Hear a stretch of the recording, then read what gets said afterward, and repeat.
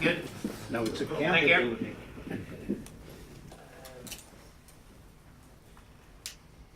This presentation is also based on a longer paper than I will have the time to go through. It is based on a paper called Can Evolutionary Theory Explain the Slow Development of Knowledge about the Level of Safety Built into Roads, published last year and strongly inspired by a series of papers published during a period of 30 years by Ezra. And he incidentally also reviewed this paper. Now, to approach this issue, it is perhaps useful to make a rough distinction between two ways in which knowledge can be developed, either planned or unplanned. And planned means you set up a program for doing research, you have certain objectives, certain problems you want to answer, and you carry out research with that objective. Car manufacturers do it, some of them anyway. Volvo has declared that by 2020 nobody shall be killed in a Volvo car. And that gives them a challenge about how to engineer that car so as to protect the occupants well enough. The other way knowledge can develop is in an unplanned way, but by discovery. You discover something, you notice something, you stumble onto something, but you notice it. And this can be seen as very analogous to the process of evolution, actually. So I use evolutionary theory as a kind of analogy, as a frame of reference to illustrate concepts. You discover something, you try to imitate what you have discovered, so you enter a process of trial and error or a process of imitation. And the main thesis I propose is that the development of knowledge regarding safety built into roads has largely been unplanned. So it develops initially by learning by doing. You discover something that is associated with what you think is safer than another solution. You can then embark on the process of trial and error, which can be effective if error elimination is effective. You try to protect what you have discovered from extinction by developing a routine, by developing guidelines like they have in the Green Book on Geometric Design and in the Manual Uniform Traffic Control Devices. It is a set of rules, basically. These are rule books that are intended to protect what they have discovered and keep it going, being handed over to successive generations. There was a social scientist in Norway who was well ahead of his time, and who in the middle of the 19th century, around 1850, he was traveling around the coast of Norway to observe how boats were built. And these were all small wooden boats, of course, were used in coastal fishing.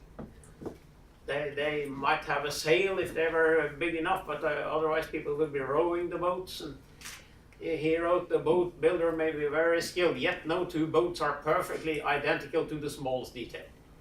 The differences arising this way must be regarded as random. But if a small difference between two boats is associated with a noticeable differences in performance at sea, it is not random if such a difference is detected. Sailors will urge the boat builder to copy the boat that performed best at sea, and so on. He will try to do it, and then we are into the process of trial and error. Now, how then can we find evidence that knowledge has developed in an evolutionary or unplanned way? Well, discoveries of changes in safety are obviously nearly always made at the local level. A certain intersection, a certain section of road, some observable unit where you're able to count accidents, you know, and to see if your count in one period differs from another period. That's the scope, the level where the discoveries are made. And you might be idealistic and focused in the sense that you're looking for changes in safety only. But the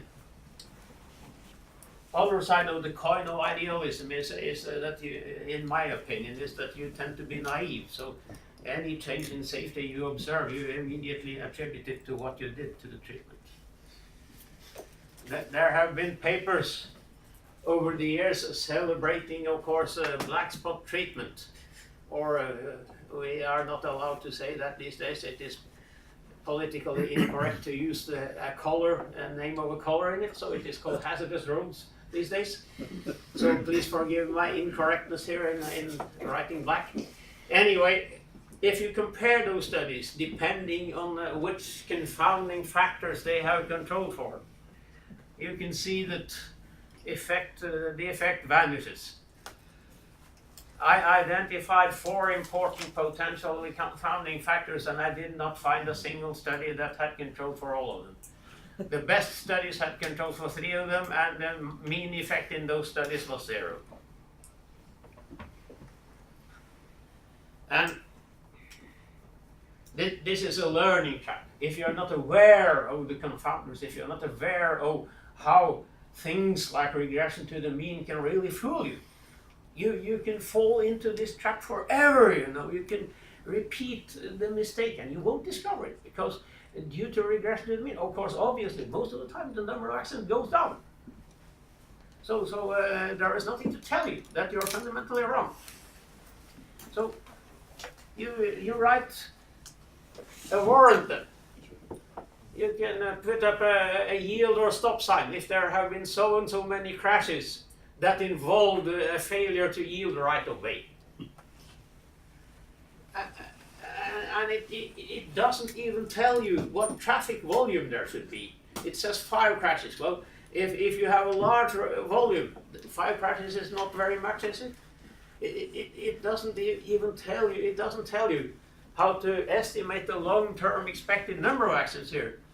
You're just supposed to rely on the record for a very short period of time, 3 years and 2 years. This is probably entirely spurious.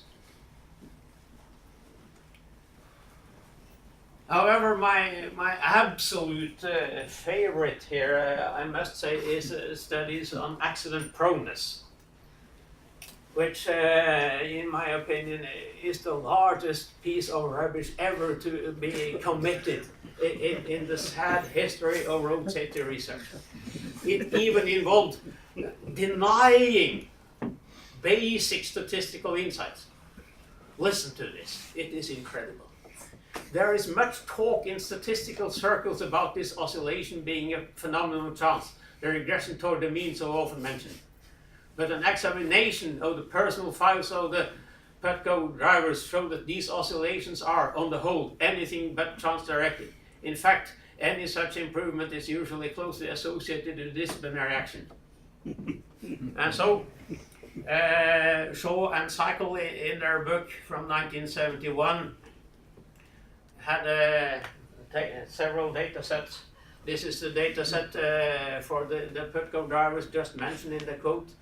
It has 2 periods, of course, so you can see how many crashes these drivers were involved in the first period and how many they were involved in the second period. And then you can use a simple early version of the empirical Bayes method as Ezra developed it and explained it. You only need to know the 2 statistics listed at the bottom there, the mean and the variance.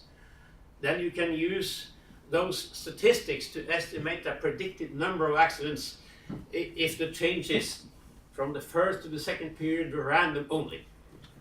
And by doing that, let me see if I hit the right button, you get this column here on the right.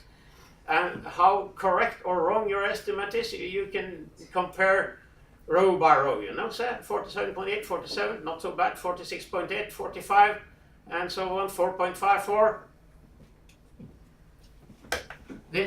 was only regression to the mean. That's all it was. It was nothing else. And the belief that the disciplinary action had any effect on these drivers was completely unfounded.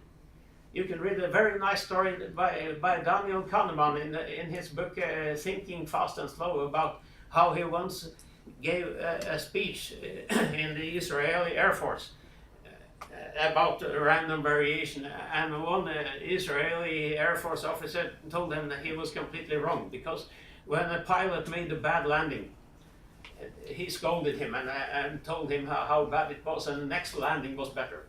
However, when he praised them for a good landing, the next landing was worse. So it can have real consequences. You can mistreat people badly if you don't understand what the basic mechanisms going on here. So even these days, you have several recent studies. All these studies are from the past 8 years, after 2010. The relationship between the radius of horizontal curves and the number of accidents in curves, or accident rate, it is, I suppose, depending on radius. And if you look here, when radius gets small, that's when we really want to know if it matters. If we are over here, it doesn't matter a lot. This is really a straight road. But here, these curves have the same shape. They all move like this. But they are quite different. You can see this one is located quite far from this one. So if you were to use these relationships to develop guidelines, those guidelines would be very different. And so predictions are at best imprecise. These functions, which are all based on state-of-the-art statistical approaches, multivariate statistical models, yes, very good research from the technical point of view, still they get very different results. And probably advanced and multivariate as they are, they don't include everything. They definitely don't, because the effect depends on context. Vertical alignments, the distance to the next curve, other specific design elements of the curve itself. Does it have a transition curve, super elevation, and so on and so forth. And not all studies include all these elements.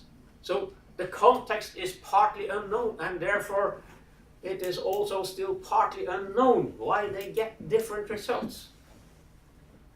So how can we apply them to highway design then? Well, we cannot.